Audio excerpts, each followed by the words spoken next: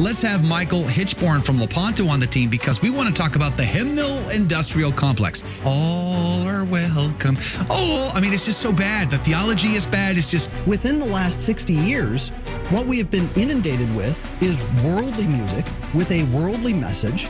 I mean, when you listen to these translations, even of the Beatitudes, you know, you hear the songs about the blessed are they who hunger and thirst.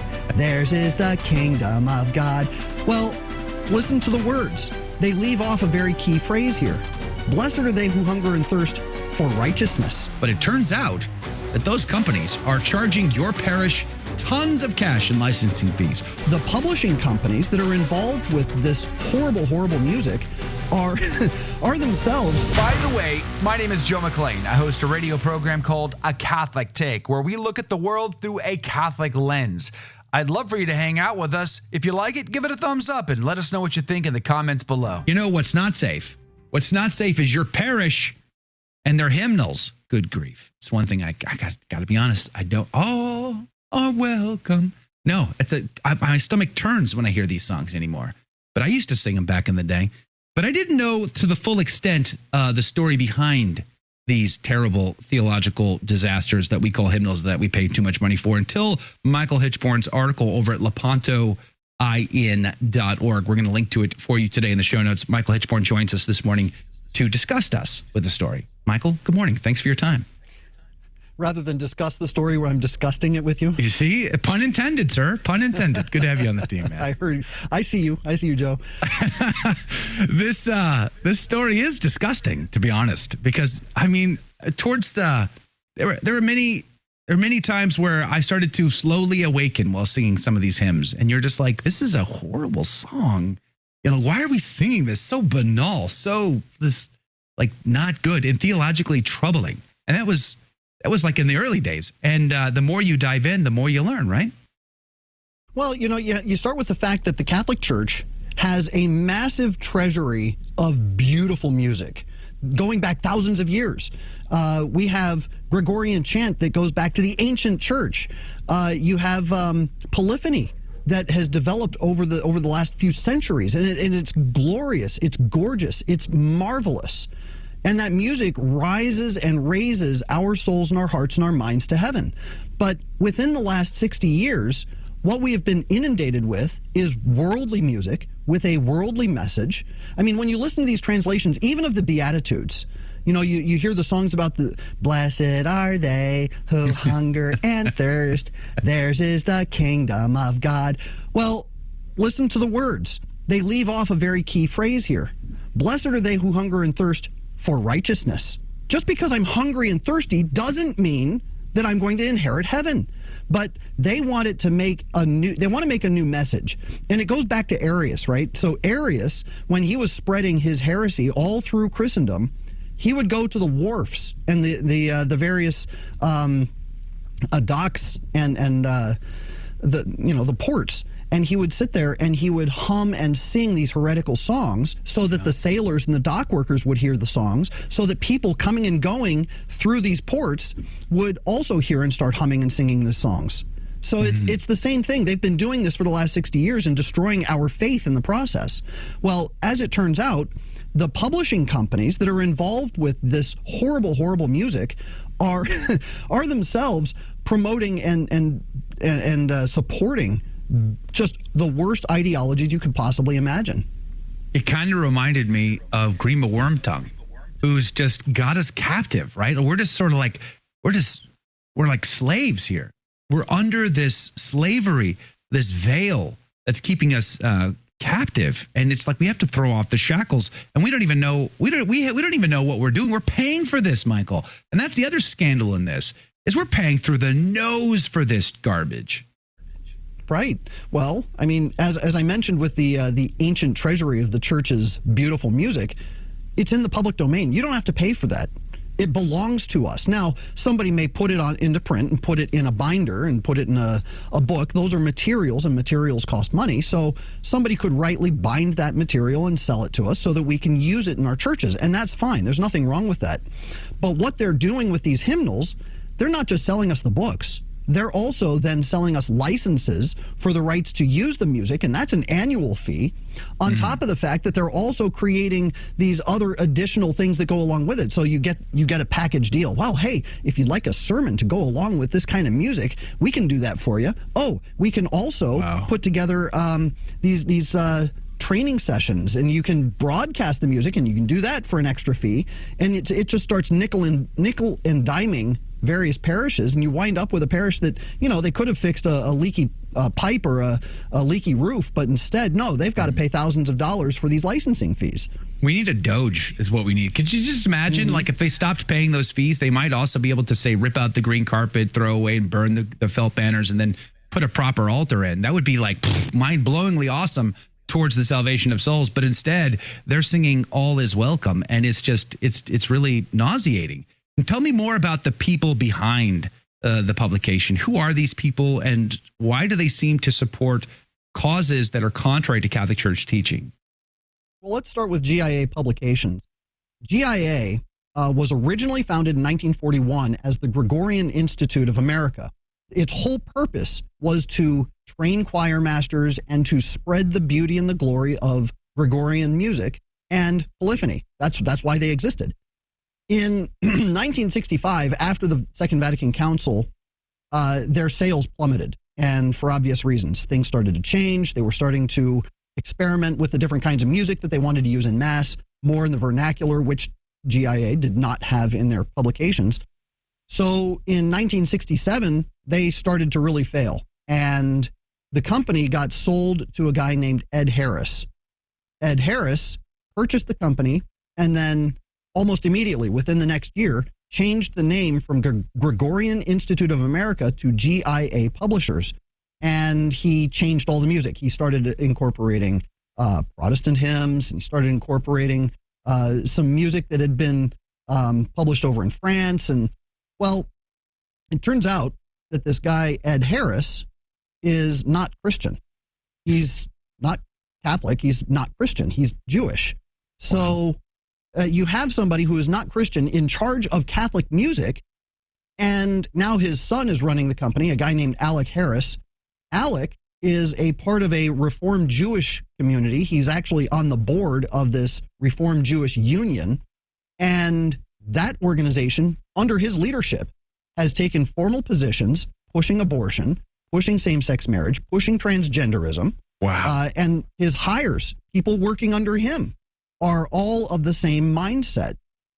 Well, in 2016, GIA teamed up with OCP, which is Oregon Catholic Press. It's the other big major publishing house for Catholic hymnals.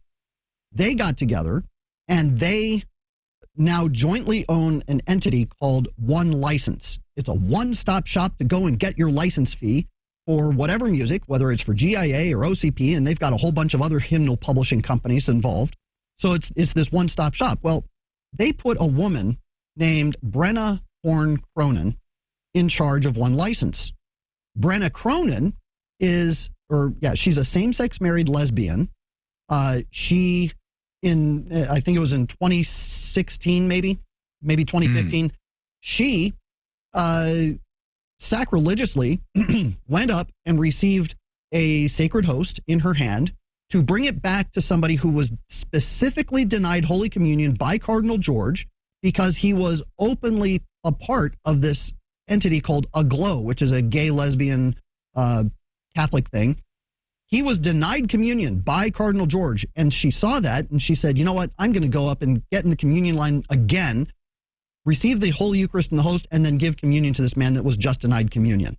So she took it upon herself to circumvent the cardinal to provide a sacrilegious communion to this man that was denied communion before. She is the antithesis of everything that the church stands for, and she was in charge of One License. It gets worse. I mean, there's so much more. Wow. It's, wow. I guess I should say this. Lest anybody think I'm just being a rad trad. The USCCB has taken issue with some of the lyrics in these hymnals that they're way overpaying. Bishops have tried to, I guess, suppress some of it. Maybe they didn't go far enough. but it does seem like it's becoming a bigger problem that they are aware of, but maybe they lack the courage. Why aren't they just putting their foot down and saying this far and no further? That's a good question. We could ask the same thing about the Catholic Campaign for Human Development, about Catholic Relief Services, and about, just the USCCB's open and continuous support for USAID, which was created as a population control organization. They know all this. I've given them this information personally. Whenever I put out an article or a report, I email it to every bishop in the country. They know all this stuff. So why are they continuing to support it? Your guess is as good as mine. I think many of them are in the tank for it. They believe it. They want it. They desire it. And I think others are just playing along to get along, and they don't want to get Strickland. They don't want to get Strickland. The Stricklanded. So coming up after the break, we're going to be at a break here in a moment. I want to talk more about what we can do. But it really just boggles the mind that more Catholics don't see the banality just of the lyrics themselves. You also link in your article to Trent Horn, who does a pretty good job of giving plenty of examples of just how troubling the lyrics really are. Really quickly, can you just give me some of what would be the red flags we should be looking for? Well, you mentioned All Are Welcome, which is published by OCP and GIA. It promotes an ambiguous community-centered theology that lacks any reference to conversion or the necessity of faith. You've got God is here as we his people, also OCP and GIA, and it uses vague language that obscures the reality of the Eucharistic sacrifice because they want to make it all about a meal. Speaking of meals, GIA has a song, Now in This Banquet, that prevents a theologically deficient understanding of the Eucharist, treating it primarily as a communal meal rather than the true presence of Christ. You've got, what was that song that you were singing earlier? Because you want more, and I want to give it to you. I'm rolling out a brand new membership program for the insiders of this channel. Join today. There's something for everyone. And because you could help me fund the next documentary film, the next book project, audio drama, audio narrations, and other projects that I have been dreaming to work on, but simply don't have the resources to accomplish. You and I together can do amazing things. You want more, and I want to give it to you. Just think about it. Whatever you can do at any level, any size, click below. Join the team. We'd love to have you. We're having a conversation about hymns. The terrible hymns that so many Saint Suburbia parishes are singing these days. They're just so banal. And one of my cringiest ones that I remember from back in the day was, I guess it's called something about the lakeshore. Like, I forget what the name is exactly, but something to do with the finding the Lord on the lakeshore. And it just, like, you have this vision. You're seeking Jesus. You're looking for him. Praise be to God. And then guess what? You find him. That's a good thing. And then you leave and you go look for other seas. What? Why are we doing this? That always struck me as weird. Like, why are we singing that? And hymn after hymn after hymn being so banal and just wishy-washy. And like, not when you have, like, I don't know, the rich patrimony, history, and tradition of Holy Mother Church. You've got hymns by St. Thomas Aquinas, for crying out loud. Just Google them. You could sing them. You don't have to pay a dime for it. But we're paying through the nose through these hymnals. We're trying to get Michael Hichborn back on the team, trying to get him on the hook again. Let's pray that the little demons that harassing us go away. In the name of Jesus, by his power, may he cast them out. Michael, are you back? I am back. Praise be to God. Just when they thought they could get rid of you. All right, so let's get into what can we do?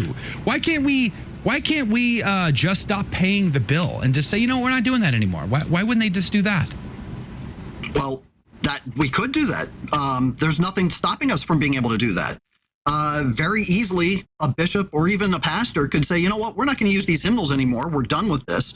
Take all of the hymnals, heat the church with them, and then go, and then you just go and you find real hymnals with real Catholic music, such as the St. Michael hymnal, or we have several of them listed on our website. We've got the St. Michael hymnal, the Adoremus hymnal. You've got Corpus Christi Watershed, which has all sorts of beautiful, high quality sacred music that you could print out for your parish. So it doesn't come with licensing fees. It doesn't come with renewal fees or subscriptions or anything along those lines. You buy it once and it's yours. So there are different things that parishes can do. You can certainly access these beautiful hymnals. The question is, do the pastors have the intestinal fortitude to say, you know what, we're not going to try and sing a new church into being anymore. We're going to live the patrimony of our faith and follow what the deposit of glory that the treasury of the church has given us. And we're going to use that. We're going to dip into 2,000 years of rich history without having the last 60 years of banality beating our ears. But let's just be honest. At the end of the day, we could go and we can complain to our pastors. We can write letters to our bishops and say, hey, these hymnals got to go. Let's save the money. Let's get the tradition back. But they want this stuff, don't they, Michael? They embrace all that this means.